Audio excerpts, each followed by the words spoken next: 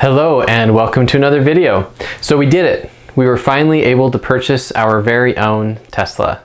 In today's video, I want to go over my purchasing experience relating to buying a CPO or used Tesla directly from Tesla themselves. So back in early 2017, when I first started looking into installing solar on my home, my motivation at the time was centered around the economics of being able to have solar on my home and getting free energy from the sun. And once that solar is paid off, then it's just free energy for a long time. And at the time, my utility, Rocky Mountain Power, was going to be changing their net metering policy later that year. So I was, trying to get the solar installed quickly. And as I was doing that research, I quickly realized that getting an electric vehicle also makes a ton of sense. If you can oversize your array for, over the needs of what your home needs, then you can have extra power to drive around on. And so in doing that research, I quickly realized that a Tesla is by far the best electric vehicle out there, but also the most expensive at this point in time. And so I decided to hold off on that for now, and I actually just bought a Nissan LEAF. When I got the tax return from having installed the solar array in 2017, so we're talking early 2018, I got my taxes back. I actually used all of that tax return, most of which was from the federal tax credit, and I applied that straight to a Nissan LEAF and was able to pick up one on my local classifieds for $7,800, which, considering it was only 4 years old at the time, it had just barely gotten 60,000 miles on it. It has all of the options that I wanted, Bluetooth stereo connectivity, heated steering wheel, heated seats. Seemed like a really good package for the price, but the limitation being its range, and knowing that its battery tech isn't as good and its battery range will fall faster than a Tesla would. But I've been happily using that LEAF ever since, commuting to work in it, and it's a great around the town car. Range is definitely one of the bigger issues with it, but it fits my use case just fine. And I oversized my solar array about 30% so that I would be able to have enough electricity to drive that Nissan LEAF to work and back. I don't drive very far, so it was going to fit my use case just fine. However, I recognized that in order to be able to get my entire family into the car and go on road trips and have this be our primary vehicle, it was going to have to be a Tesla. And so I started looking into the various Tesla options, planning on getting one used. I was trying to find out what would be the cheapest option that I can get into the soonest. And so at first I was looking at the 2012 Model S because, well, it's been around the longest and it has the 2 rear-facing seats, so we could have a 7-passenger vehicle. Right now we have just 3 small young children, but we want to be able to have more seats than just 5 in our primary family car. And so as I was doing more research over time, I quickly realized that the options from 2012, their battery capacity was just a little bit more limited than I wanted to deal with for my primary family car. And so I decided the sweet spot was actually a 2015 Model S with rear-facing seats. And in that year, all-wheel drive became an option. And so I wanted to be able to have all-wheel drive on my car. The battery size at the time was 85 kilowatt hours. And so that range was 270 miles from the manufacturer. And I figured with some battery degradation, maybe it would be down to 260 miles of range or thereabouts. And I figured 250 miles is sufficient for what I would want in a primary family car. Plus, going to a 2015 Model S would enable me to get autopilot, which started becoming an option that year. It was only autopilot 1.0, which is the option, which is the version of autopilot that is through the company called Mobileye, which Tesla has since departed partnership with. But in any case, I felt like that would be a cool feature to have and it'd be very useful to have. And so I decided that instead of being willing to pay around $30,000 for a 2012 Model S and get into one sooner, I would potentially still wait a little bit longer, but I would be willing to stretch up to $40,000 to get a 2015 Model S with autopilot, all-wheel drive, and a larger battery. Another reason why I felt like I would justify some extra money going into purchasing this Model S was because of safety. Model S, Model 3, and Model X are three of the safest cars that the NHTSA has even ever tested. And so I felt like getting my family into one of those was some level of justification to pay a little bit more. And so I went for it. And so I continued just watching ev-cpo.com and other sites. I'd go to Tesla's own site and just look for used vehicles. I'd look at our local classifieds and was in general just keeping my eye on the market. I didn't really have the money yet to purchase the car, but I wanted to be ready and informed when we did have the money saved up. So I just continued to keep my eye on the market, and life happened. So fast forward for 2 years or thereabouts, and so we're in early 2019. I had been continuing to keep my eye on the market, and then one day I happened to look at evcpo.com and I saw a listing for a vehicle that ticked all of the boxes of what we were looking for, and it was listed at $42,000. Now, that was surprising to me at the time because they were generally closer to $50,000 at the time. Sometimes the higher mileage ones would get down into the 40s. But just continuously sorting for the cheapest and looking at the cheapest at the top of the list, this one was getting down quite cheap at the time. Now, I had figured that my strike price was $40,000 was what I would be willing to pay for this particular car. I mean, that's like double what I've paid for cars in the past, so I recognized that that was still a lot.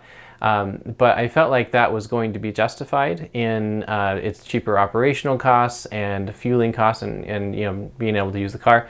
And I also chalked up some of that value to just straight up wants. I can't completely justify it as an upfront cost compared to upfront costs of, say, a gas car. But I wanted to be able to have the additional functionality that an electric vehicle provides, connecting to it with an app on my phone, turning on the HVAC controls, and doing various things with it. And so I was willing to pay some extra for that, and I decided that $40,000 was about where I would be willing to pay. So as I continued to keep my eye on the market, I found that they were coming down, and I felt like I was going to be able to get this car probably around January of 2020, is based on the trend of this lowering of the price that I was seeing. And this is over the course of a good year and a half.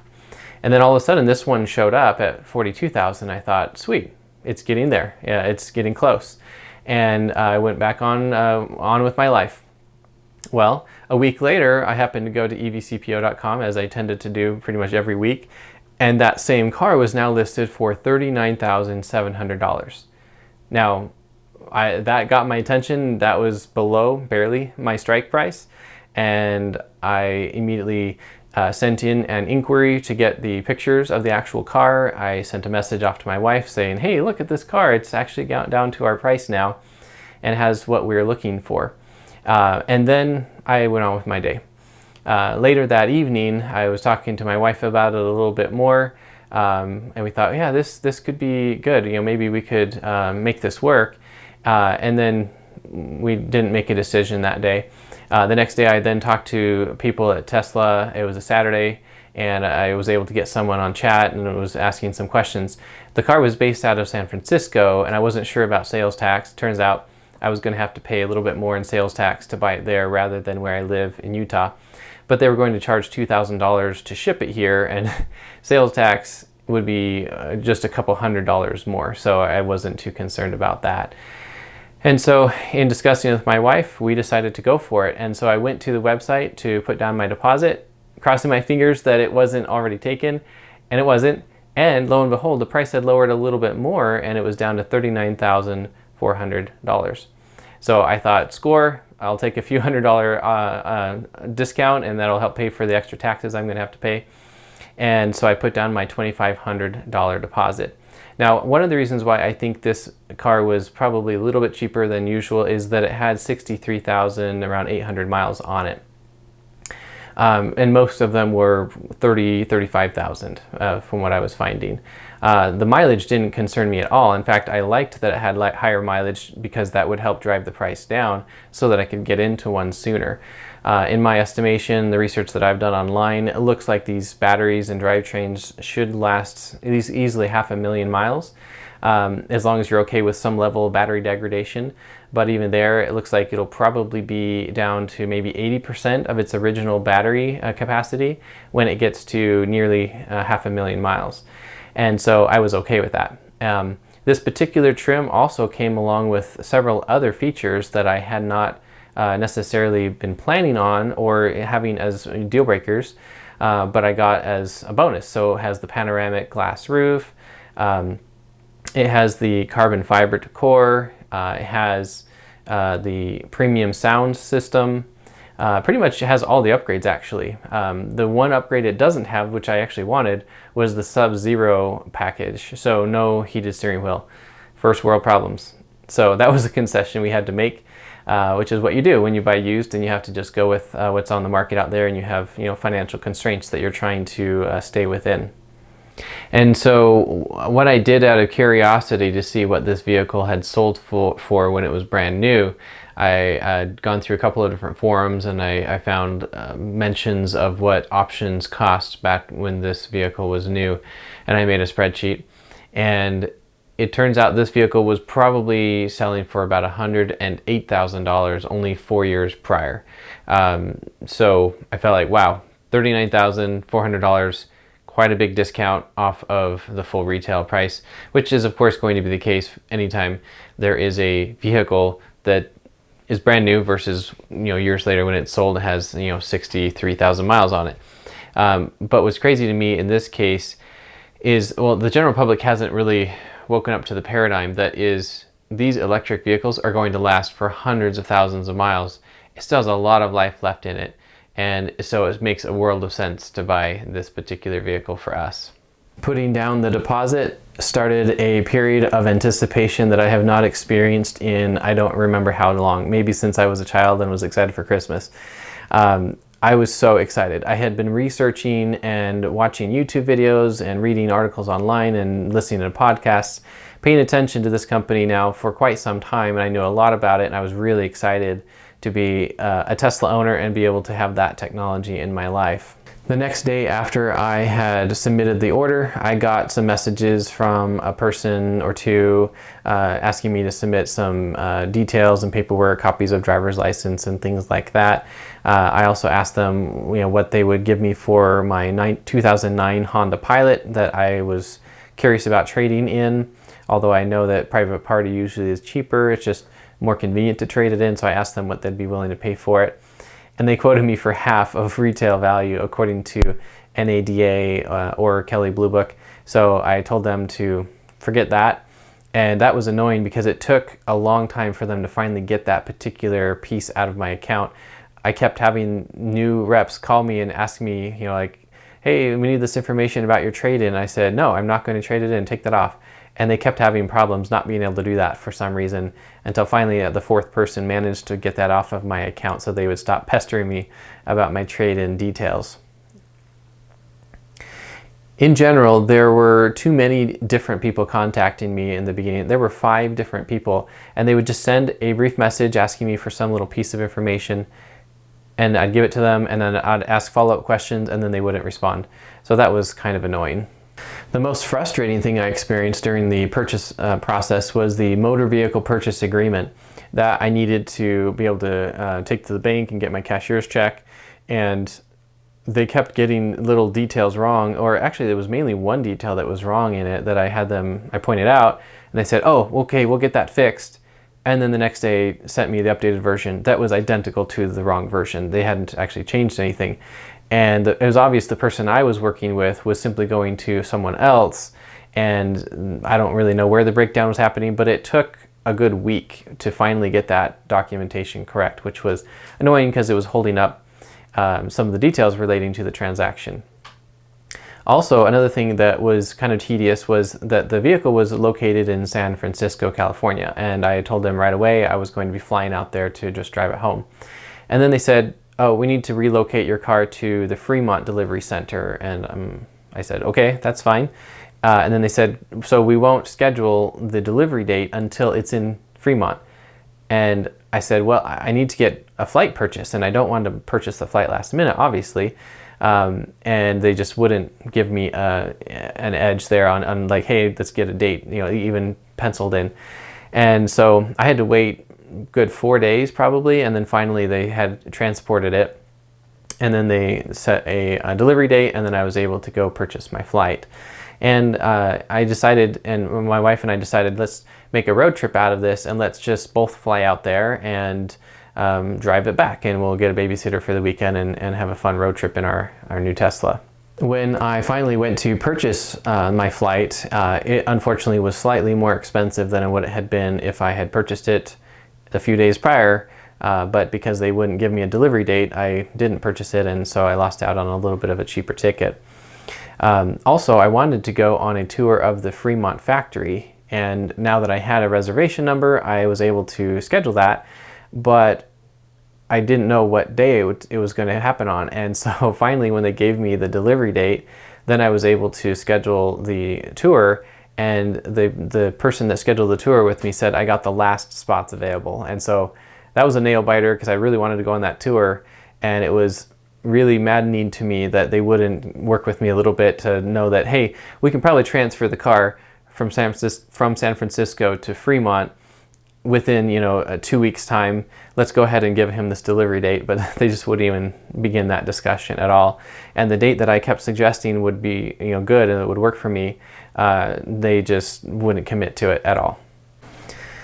When I was talking to the delivery advisor about where we would meet them, I had been planning to go to the delivery center there in Fremont, and they said that they don't do deliveries at the center anymore, but they go to people's homes. But being that I was flying from out of town, I said, well, can you just meet me at the airport? And they said, oh, sure. Not at the curb, but, you know, maybe at the park and wait area. And I said, sure, that would be perfect. And so that's what we scheduled, was for me to walk over to the park and wait area, and they would meet me there. And so, you know, fingers crossed, my wife and I got in our car, in our autopilot, and we drove up to the airport. This was at 4:30 in the morning here in Utah to get out there in time. And we parked, and, you know, we had separate flights because of the way the flight situation had worked out, so we had to fly over there separately. And it was a little bit nerve-wracking, not sure, you know, because the communication hadn't been amazing. And so flying out of town, hoping I don't get stranded with a one-way ticket and no car, I had to just take a leap of faith there that there would be a car on the other end to pick up. And so we got out there. Luckily, there was no mishap there. And then I got a phone call from the person that was going to be actually delivering the car to us that day. And she was very friendly and nice and said, oh yeah, sure, I can pick you up at the curb, when I asked her to, if she would. So that was awesome. So we went out to the curb and waited, and she gave us a time and stuck to it pretty good. And she showed up in our brand new car. And here is a little video clip that my wife took of me arriving. This was not really planned to be like, you know, vlogged or anything like that. So this is all that we have from the moment, because we were busy experiencing getting the new car, but my wife managed to get a little video clip. Thank you. Jessica. Hey Jessica, nice to meet you. What do you think? Looks great. Thank you for doing the thing for us. Of course.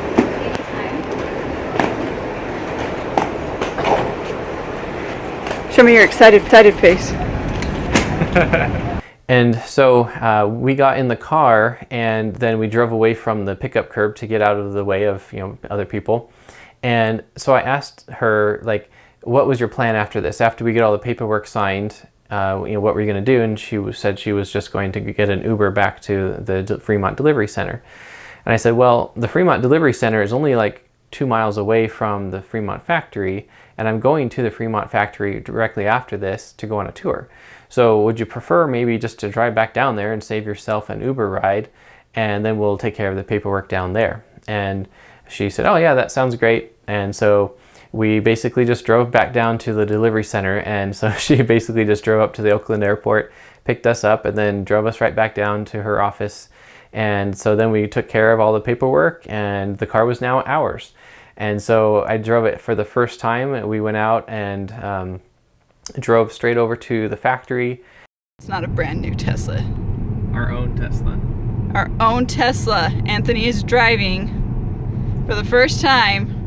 We just barely pulled out from the delivery center, and we're on our way to the Fremont factory where we're going to take a tour, and then we'll drive home all the way back to Utah. So exciting. We were able to go on a tour of the factory, which was an awesome experience. I highly recommend doing that tour for anybody that's able to manage doing so. It's a really amazing place. After the tour, we left. We had some friends there that we spoke with for a little while, but our weekend plans had been disrupted in the meantime because there was a funeral that we needed to get to. And so, never having owned a Tesla before, we now needed to leave California, and this was at about 2:30 p.m. in the afternoon in California, and we needed to get back to Utah by about 9:30 in the morning the next day. And so the time being what it was, we had about a 3-hour buffer where, you know, if we were just to drive straight through the night, we would be able to do it. And so we just got on the road and started driving, and of course California traffic ate up almost all of our buffer.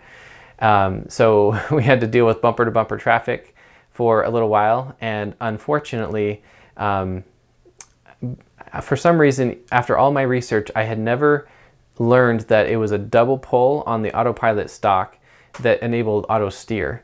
I knew that that was the stock for autopilot, and I would pull it once and it would just put me into traffic aware cruise control, which was great in the stop and go traffic, but I wanted to try out the auto steer. And it wasn't until we stopped at a supercharger that was adjacent to a service center that I was able to go in and just ask an employee, hey, so how do I turn on the auto steer? And he said, oh, just pull twice on the stock. And I'm like, oh, of course, why didn't I try that? So after that, I was able to use the full autopilot. This is Anthony using autopilot for the first time. Look, Mom, no hands. At least for a few seconds. We're still on the road, it looks like. So right now the Tesla is controlling automatically the acceleration, the braking, and the steering. So I just have to stay here and monitor the situation and for safety keep my hands on the wheels, but it's steering, and frankly right now we're going straight anyway. But we've turned some corners and it will follow the road. And I can also adjust my speed. So right here I'm adjusting what I want my speed to be, and then also it is scanning the speed limit signs, and it tells me here on the screen what the current speed limit is. Here's Jessie driving the Tesla for the first time. And she just put it in autopilot, and so the car is steering itself and speeding up and slowing down automatically. We have a car in front of us, so it has slowed us down a little bit. You can see here we're going 63 out of a set speed of 73. Oh, speeding up now. It's not even me. I'm not even doing it.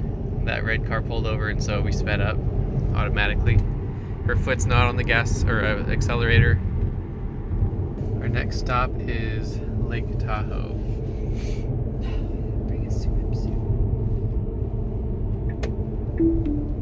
And so my wife and I took turns driving through the night. I drove the majority of it. And, you know, to be honest, normally I would not want to drive through the night because, you know, that can be dangerous. You fall asleep or whatnot. And we had agreed that if we got really tired that we would just pull over. And but I was so stoked to finally have a Tesla, and I was pulling up the trip graph and, you know, looking at our charging stops and, you know, our route navigation and the settings as much as I could while driving, or if I wasn't driving then I was, you know, busy exploring the options in the vehicle. And so I frankly did not get tired at all that night. So, not having had any prior experience with Teslas or the charging elements here, we were able to just route ourselves home with the software in the car, and then it routed us to where to stop, how long to charge for, and it actually worked really well. There were a couple of stops that I wasn't totally pleased with its decisions relating to like charging for longer than I feel is necessary now in hindsight with more experience. And then it had us arriving at one of the stops with like 5% charge, which was a little bit closer than I think most people should go. So I think that it will be good. I'm sure they'll give us a software update in the future that will allow us to be a little bit more specific in our trip planning. So yeah, in general, we managed to just drive straight through. We got home just in time and we were able to go on with our day. As soon as we got home, the girls immediately jumped into the trunk area and wanted to check out the kid seats in the back. They were well aware of these kid seats ahead of time because I've been watching YouTube videos about Teslas for a long time, and so they've seen them as I've been watching them. And so they immediately jumped in and were super excited to have their own seats in the car, and they've been riding back there ever since. Occasionally they'll ride in their car seats as well, depending on if we need to be able to use that trunk space. But it's been fun to have those seats. Okay, what do you think, girls?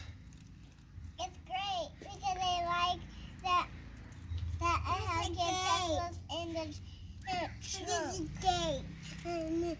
You love your kid Tesla seats? There's a gate we love putting tea in the Tesla seat. Yeah. And we're charging on our home charger that I installed. And so that's our delivery experience. It turned out a little bit crazy there at the end because we had to do the whole overnight drive back home, but it was a dream to drive, and I'm so pleased to finally have it in my life. And I'll be able to do some additional videos now going forward of different things, road trips that we'll go on, and just what it's like to live with this new vehicle that is a paradigm shift from the gas vehicles that all of us have used up until this point. And already with my minimal experience, it is awesome. And I just am so excited to finally have it. And I feel like it is the most expensive, best thing I've ever bought. A home is great, obviously, and very important to live in and is more expensive. This is the second most expensive thing I've ever bought after a home. But the enjoyment I get out of this is just amazing, and it's very much worth the money in my opinion. And with that, if you have any questions, feel free to post them in the comments below. If there's any specific videos you'd like me to do, I might be able to do them. But with that, I hope you have a great day, and thanks for watching. Bye. All right, so we're on the on-ramp in Wendover. I'm going to do my first 0 to 60 full acceleration test. Want me to point at you or the road? The road. Whoa!